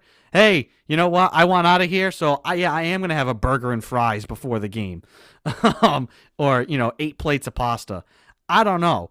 I mean, if you look at the pictures from last night's game, the warm up and the press conference and the pictures that they took, he looks like he's in shape again overnight. So I really think he's number one. He either wears a lot of compression and stuffs his shirt, or he had like 5 guys burgers and fries before this picture was taken, or he was literally just doing it for show to get the hell out of there. I don't know, but I mean, he's literally back in shape overnight. Yeah. So I don't think I think it was just for show. That's what I think. Okay. But needless to say, he does make his Nets debut last night. 32-point triple-double. It's weird. It's like so let's analyze the trade first. Do you think this was a good trade for the Nets? With Kyrie, no. However, if he's MIA and doing whatever he's doing, it might be fine because I think Durant personally can play with anybody. So it doesn't really matter from that standpoint. So overall, do I think the trade was good for the Nets? Probably not. They gave up a lot of picks in the future, and LeVert, and who now has like I believe a mass on his kidney or something like that, something crazy like that. So he's going to be out a while, but he was a good young player for them coming off the bench. I mean, he's a starter in the league, no doubt about it. And also Jared Allen. Yeah, Jared Allen as well. Another guy, like they love DeAndre Jordan. He must be like a really good friend or something. I don't know what it is, but got pictures of somebody. Yeah, something. But I don't know. Overall, if you ask me, I don't think it's a good trade. However, if it's just Harden and Durant, I like it a lot more. So if Kyrie was in the deal, I would say yes, because he's just kind of like putzing around at this point. I don't know. Nobody knows where he is. I guess he's coming back soon. Who knows? But Durant can play with anybody. There's no question about that. He's played on a number of teams now. So if it's just Durant and Harden, and they win, I mean, look, making this trade, you have to win something here in the next couple of years. There's no question about it, because after that, what do you have? Because you just gave up a lot of assets for the future. Well, that's the thing, right? The window, Kyrie and KD being there, while their contracts, could have options, and you could say, well, the window might only be 2 years. You had these young guys. You had LeVert. You have Dinwiddie. You had Jared Allen. You had a young core that they built, and I said coming into the year, how do those guys gel with maybe accepting different roles? Does it function together? And the scary thing was, oh my God, it seems like it does.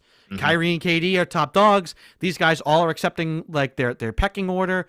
This is scary. That didn't last long. And now you've traded away some of those good young players, and you bring in James Harden. You're trying to pair him with KD and Kyrie, and guess what? On paper, maybe it works. Maybe in 2K it might work. It has to actually work in real life and on the court, and those personalities have to all get together and work. Somebody has to sacrifice. Mm-hmm. And I loved Kendrick Perkins. He said, listen, KD's Batman. Yeah, I saw that. James Harden's Robin. Kyrie is Alfred. But you know what? I even think that's insulting, because Alfred showed up to work.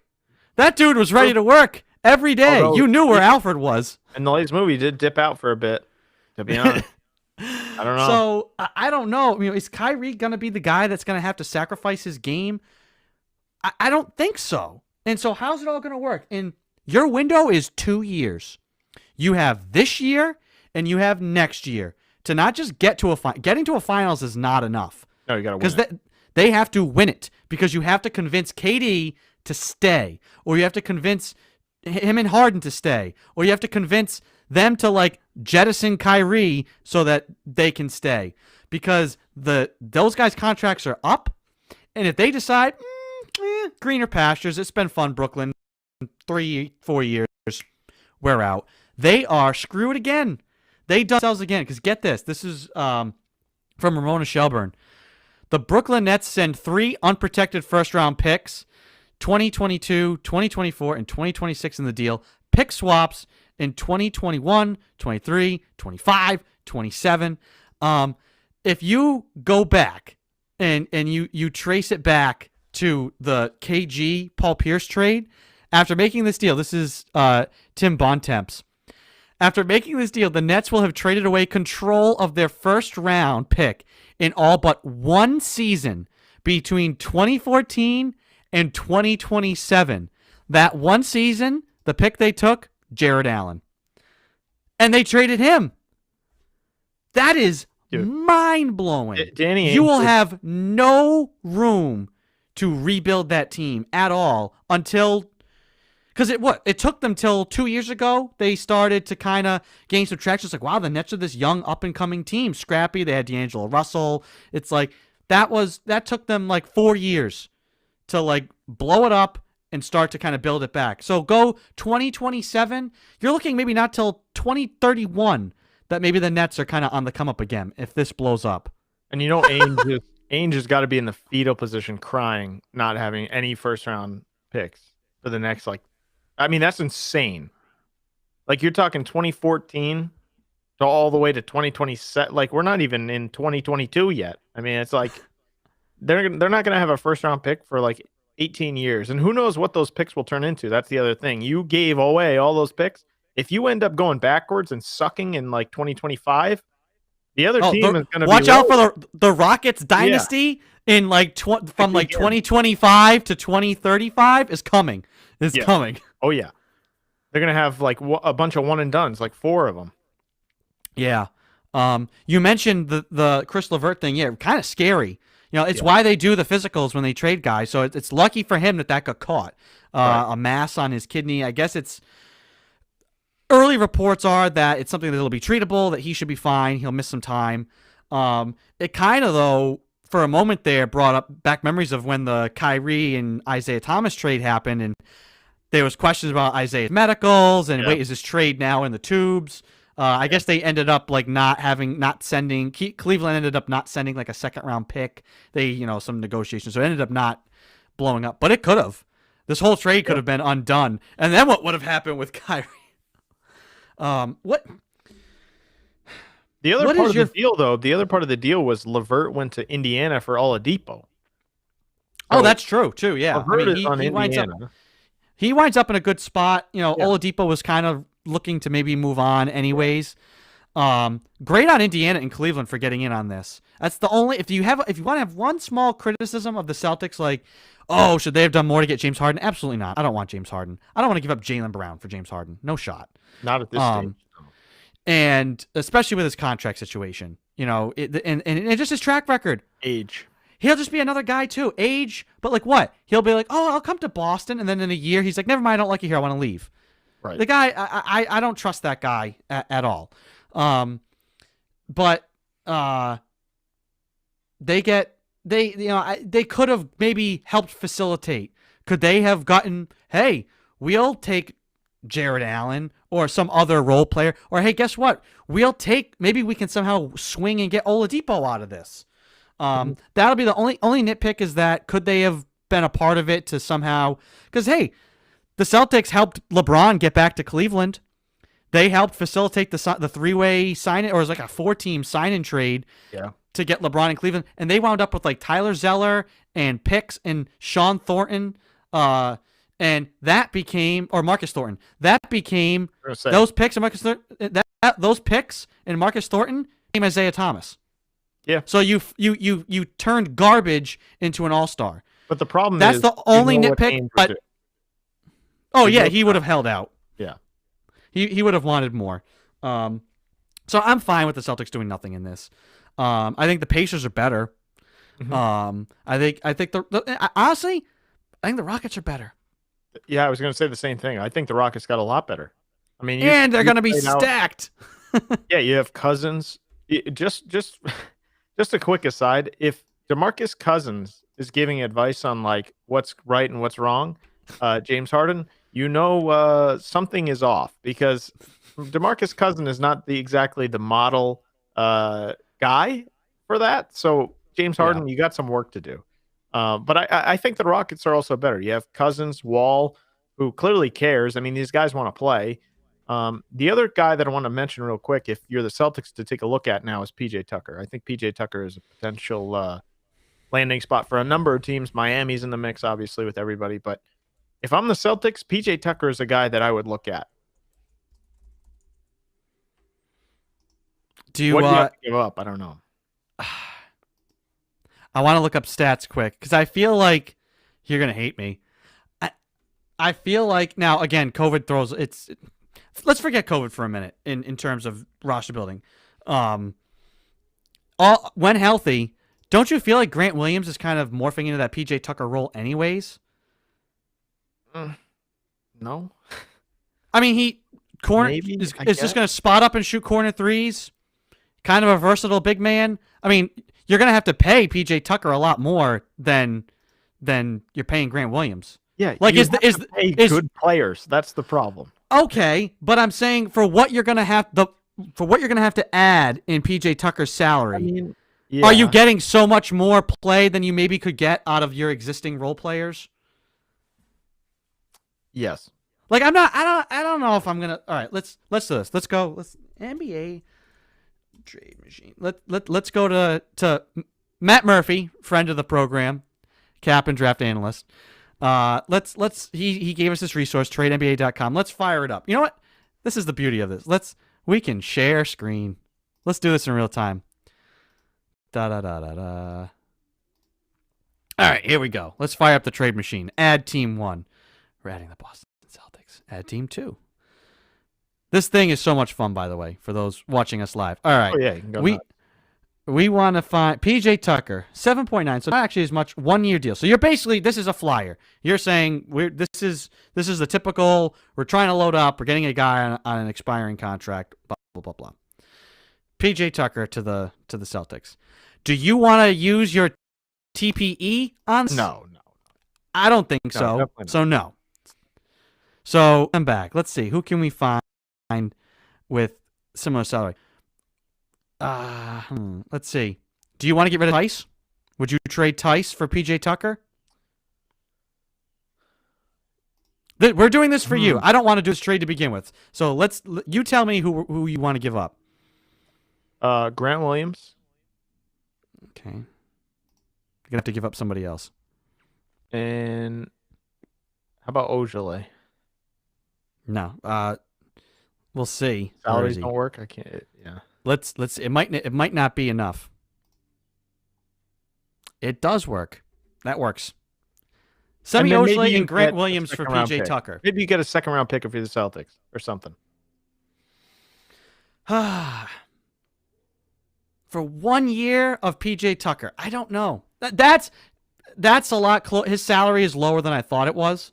That's a toughie. That actually is a toughie. I don't know. I guess I'd have to see where are we in trade deadlines March 15th, I think. Well, yeah, that's the biggest factor is if the Celtics are really rolling and Brown and Tatum are making a huge step and you look like you can contend. In the now, I think PJ Tucker helps you more than Ojale or Grant Williams. Yeah, I'll agree to that. But do you want to get rid of these 2 players for the one guy? I don't know. I don't think they will, obviously. So, I mean, Grant Williams, if you're like Ainge or anybody else, like he's pretty much untouchable. Okay, so the Celtics will probably do nothing, and that's that.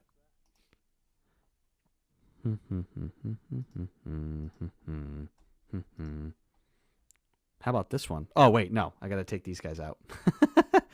I say the more likely thing. Let's see. Go back. This is the one that more people are talking about. Why has it failed? I guess you'd have to maybe give up the TPE somehow, something. I'd have to get in the nitty gritty. People are wondering if they'll also flip, if they'll just flip Oladipo to the Celtics, because the Celtics were interested in him this summer, and depending on the health of Kemba, now he's back today, is available. I don't know if he'll actually play, but they say he's available. I'd imagine if he's available, he's playing because it's kind of all hands on deck with all these teams. It's probably minutes restriction for sure. But so hey, maybe if Kemba doesn't look like he's gonna be able to make it through the season, maybe you make that trade. I don't know if you can, but we'll definitely have time to debate that. Do you have we We talked about Kyrie last week. Do you really have anything to add? I mean, I feel like not much has changed. I'm I good just with don't. Kyrie. If I he shows up, don't. he shows up. If he doesn't, he doesn't. Whatever. There's people. What do you say to the people who have said, "Leave the man alone"? You know, he's going through something. We shouldn't judge him. Blah blah blah. Isn't that excuse making for childish behavior? Like, if it seems like it's childish behavior that's just being rewarded, right? Like, I feel like it's not adult behavior. It's almost inexcusable. Like, you shouldn't just excuse. I had a psychologist tell me, listen, he's acting in a certain way that seems immature, that it just seems selfish, and even if it's because of, you want to say, hey, he's going through something mentally, or he's got some mental issues that he definitely needs to have worked out, which I agree. If you need help, get help. If you need to step away from whatever you're doing in life and get help, you should do that, and nobody should shame you for it.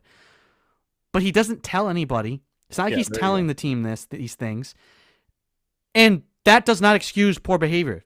This health expert told me, he's like, listen, my whole thing is, like, mental health should not be an excuse for crummy behavior, especially from an adult. You should be held accountable. He has a contract. Show up to work. If it's too hard for you, then quit and get help. But he doesn't. I said this the whole time. Kyrie doesn't tell anybody, and he just lets us make up the narrative for him, and then complains about it after the fact. Yeah. And I don't get it. He's got some weird, like, it's like he rejects. I wonder. I really want. This is like a whole deep psychological rabbit hole I know you don't have the interest to, and probably nobody does other than Kyrie. Maybe not even him. It's like he rejects his own fame and success. Like, does he feel guilty for being a successful African American? And so he feels like by using his platform, it's a privilege that other people aren't afforded. But then it's like, but dude, you could help and make a difference with your platform. Like, I feel like Kyrie somewhat, like, is he a genuine dude? I think maybe deep down, yeah. But I feel like his mind is so twisted and warped and wrapped around this issue that it's really preventing him from actually doing any of the things he wants to have done. Yeah. Nobody can claim they understand what he's going through, and that's part of the issue. And at the end of the day, they fined him this week big time. $800,000 is no joke. Because guess what? If you don't tell us what's going on and we just have to go off of what your actions are, you seem reckless and just non-compliant. And at the end of the day, you're supposed to be playing basketball. You're getting paid a lot of money to do that. Yeah. If you can't show up, I don't know. Here's what I'll say. I don't get it. It's confusing. I don't think I want to give the guy the benefit, but I can't. Yeah, I don't think he's a bad guy or anything. Like, you look at his charity work and his work in inner city communities. The guy does a lot, right? But in like these situations, like, I'm with you on, if you need help, go get it. That's perfectly fine. But the problem is, you have to kind of, like a lot of other people, work with your employer on stuff like this. If you need a break and you want to step away from the game, talk to the Nets and say, this is what's going on. Just give them a baseline of what's going on and step back, and that's perfectly fine. The problem is when you go AWOL, nobody knows what's going on. And you have a contract that you signed and you're obligated to hold up your end of the contract there. So I understand the defense of, people coming to the defense of Kyrie. I'm not totally in disagreement. I just think he's going about it the wrong way if he really wants to step back from the game. Because, you can't say, I don't want to play basketball, and then you're out at a birthday party and breaking COVID protocols, and you're not talking to your coach, and he's upset that Stephen Nash was even hired. So nobody really knows what's going on. He needs to either work something out with the Nets, get on the same page, and either step back away from the game if that's what he wants to do. But he's got to figure it out himself. And he's got to include this team and this, employer that signs his contract. At the end of the day, I don't think it's necessarily a bad thing if he wants to step away from the game. If that's what he needs to do, he should do that. But you got to make it known to at least your team. Like, he obviously doesn't like the media. So don't tell the media. You don't have to tell the media anything.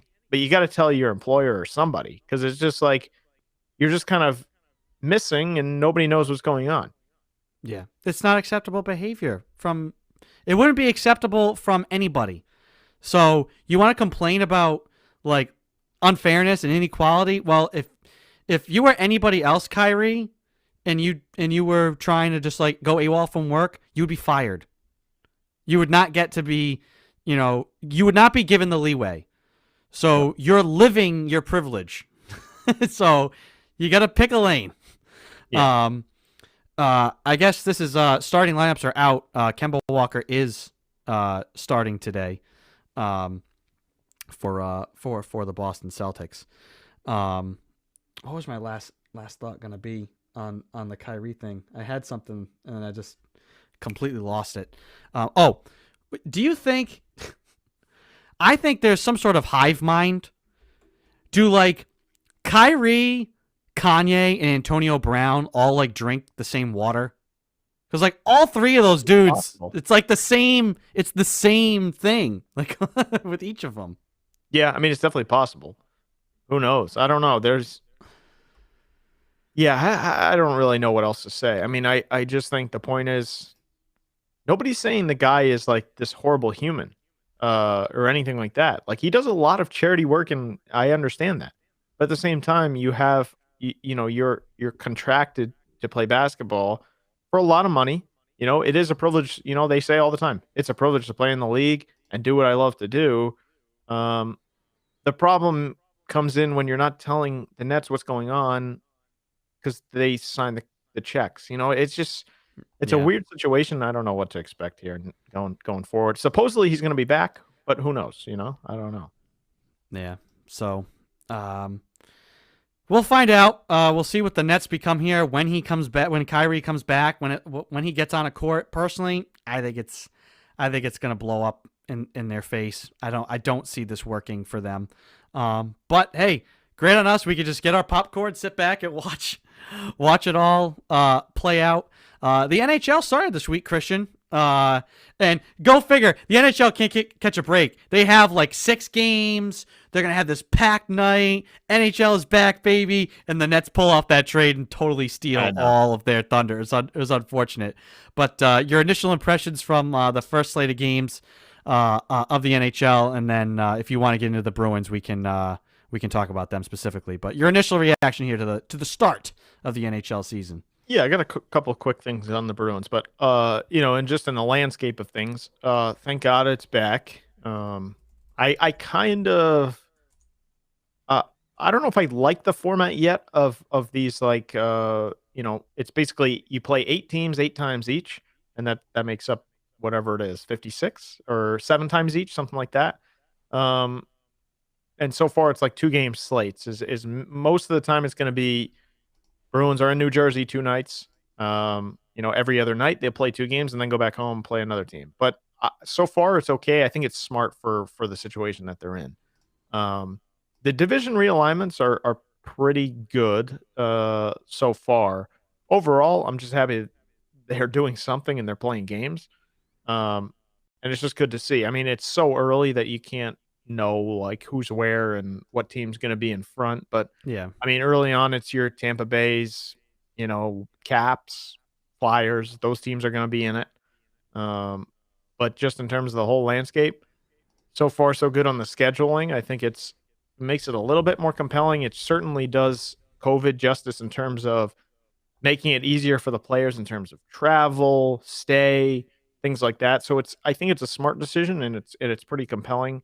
The biggest thing for me is the divisions, because the look of the divisions is much different, and it's kind of cool to see these teams that kind of don't play each other as often. Now they're going to be playing a lot more just based on regionally. I wanted to try and pull up Chara's box score. 20 minutes. I want to see. How many minutes? He's playing about 20. We'll see if that's sustainable. If that's sustainable, I mean, great for him. If he sustains that through a whole season, incredible. We'll see how long that. Now, where were they pairing him on the Caps? Like, what line is he rolling with? I think he's with Carlson. I think. I'd have to double check, but I mean, so far in 2 games he's played 40 minutes. So that's about 20, a little over 20 a night, which See what is they have. no small thing. For a guy that's like what 43. I mean, it's 43. yeah. Gonna be So 44. Defenseman Jara. Yeah, he look. Yeah, around 20 minutes. Yeah, he's paired with Carlson, so that's their top D man. That's awesome. Hey, good for them. If he goes out and has that season, though, will it look bad on the Bruins if he goes out and has a really solid season, just defensively? Don't care about points, but if his plus minus is good and he looks like he's not like falling off a cliff, so to speak, and looks gassed, is that a really bad look for the Bruins, who were, instead of wanting to have him on the ice, we're going to be like trying to move him to the press box? I've kind of come around on this. I don't think so. Only because at some point here, guys like Krejci, Chara, these guys are going to have to move on. Like, players don't typically, in the NHL, it's more common, but these guys have been around here for 14, 15 years. Eventually, the Bruins have to do some type of, they got to flip the script here a little bit and get younger. And I don't think they were going to bring him back for that top pairing, and nor do I think they should. I think he was, a bottom 4, maybe bottom 2 defenseman, and then he wasn't going to play every game. You got to see what you got to take a look at what you see. And Cassidy was on a local station here, and he was saying, they were honest with him that he wasn't going to play some nights. They have the young guys. They got to take a look at these guys, and that's going to affect his minutes. I think that's perfectly, reasonable for a guy who's 43, and he might do great with the Capitals, but the Capitals are a really good team already. So, some of his, and who knows, later in the season, some problems might crop up in terms of he's slower because of the, his age and the wear and tear. Overall, I think the Bruins did the right thing in terms of, you got to see what you have with McAvoy not covering 2 sides of the ice all the time. And he's really your lead guy. So kind of giving the keys to him and then getting looks at the young guys, I think is the right approach. Did Tuukka Rask make a statement with his first game? It's one game. No, I heard this too. I think that's ridiculous. I don't know how anybody can make a statement after one game. Is he going to be there at the end of the season? That's the question. Not whether he's here at game 1. So he definitely looked good, and he's in a contract year. If he wants to play more years, he's going to have a good year. It's just a matter of how reliable is he, and when he gets to game 7, will he crap his pants? I don't know. Yeah, because I don't think nobody's ever questioned, like, did Tuukka, like, have it? Did he lose his game? No. It's just about, does he show up? Nobody's ever said, oh, he's losing it. People have wondered, what's his commitment? That's bottom line. And so, yeah, having a great performance, because he did show up. I mean, he had a great game. Oh, yeah. He saved him. Big time in that first game.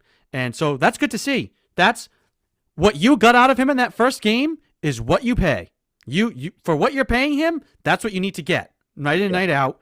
Save them in a couple of breakaway situations. You're paid to make the big stops. He made plenty of them. The problem is the argument is never, is Tuukka a good goalie? Yes, he's a very good goalie. He's been for a long time.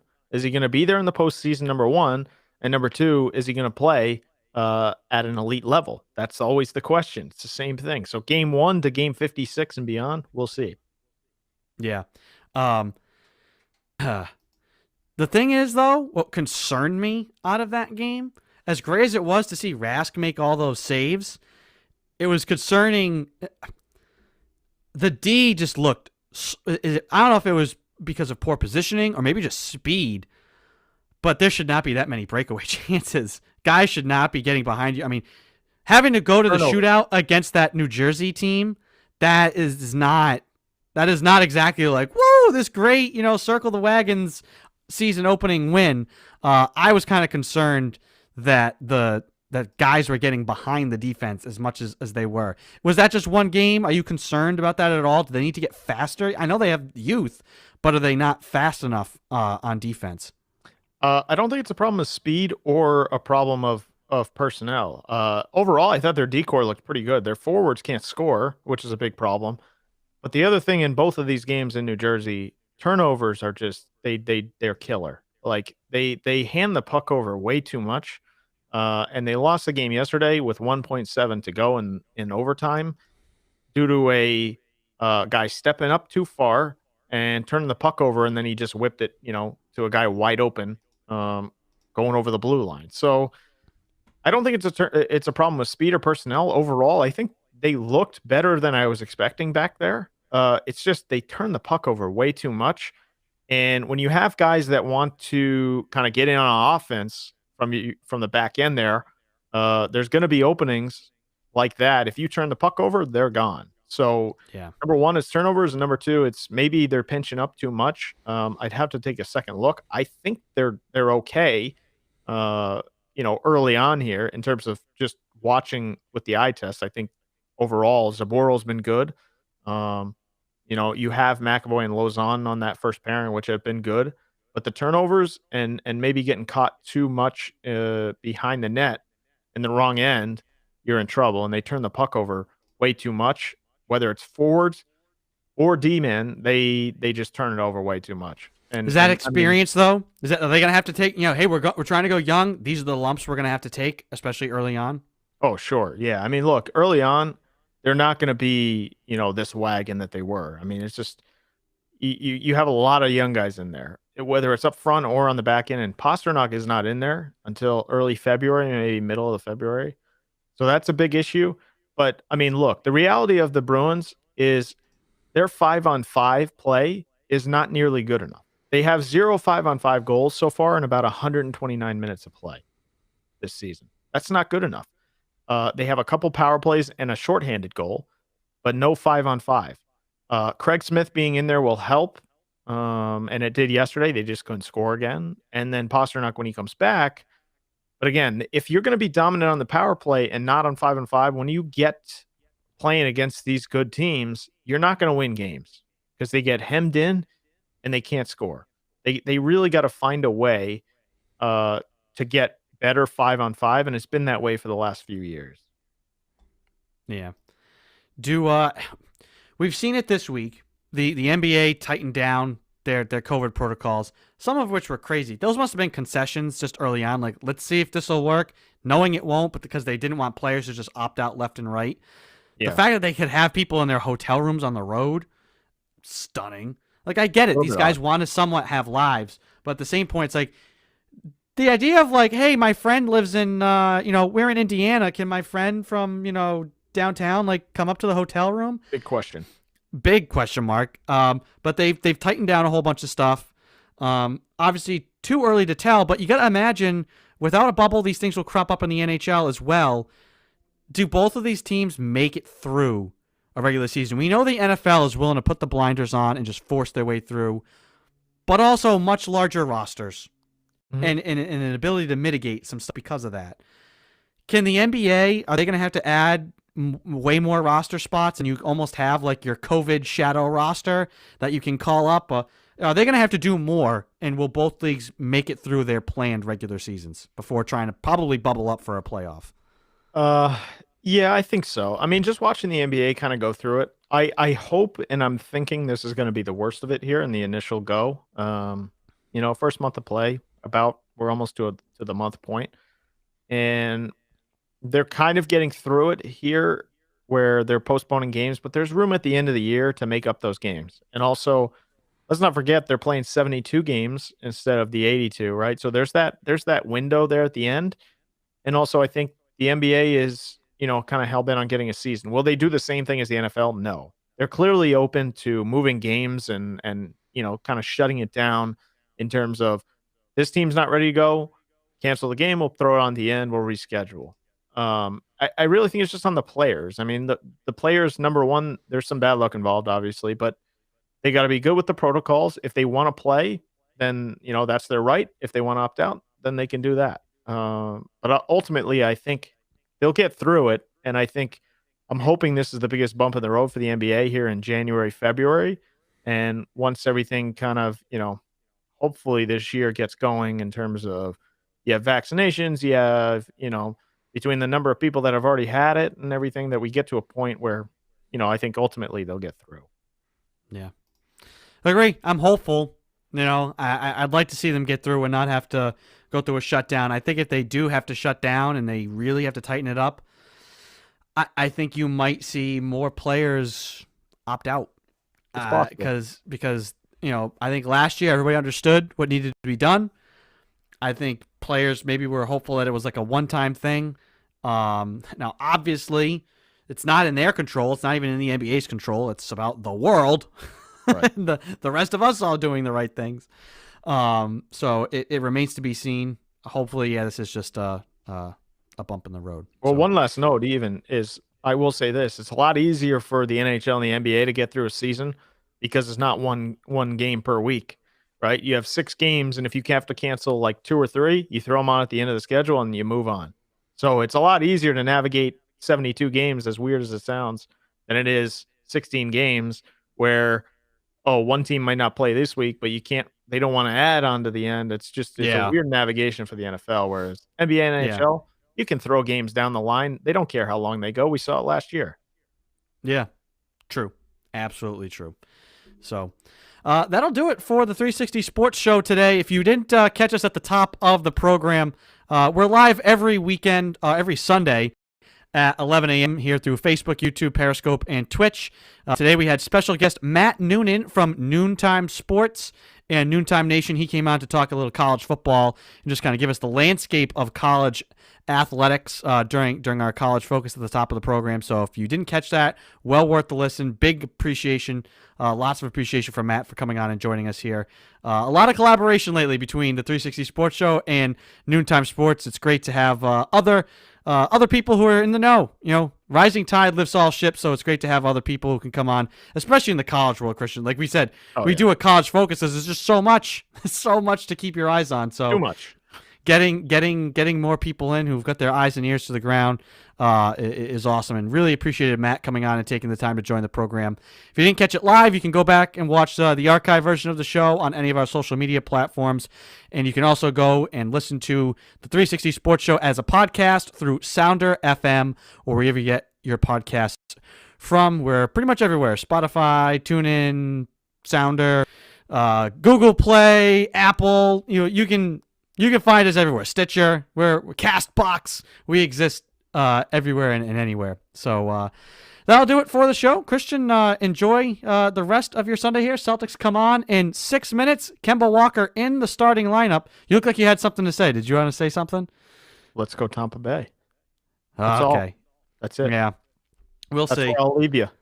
Who dat? That's where I'm going to leave you. So that'll do it for the 360 Sports Show. Thank you for tuning in this weekend. We'll catch you guys live next Sunday. Enjoy the podcast as well. And have a safe and healthy week, everybody. See you soon. Yeah.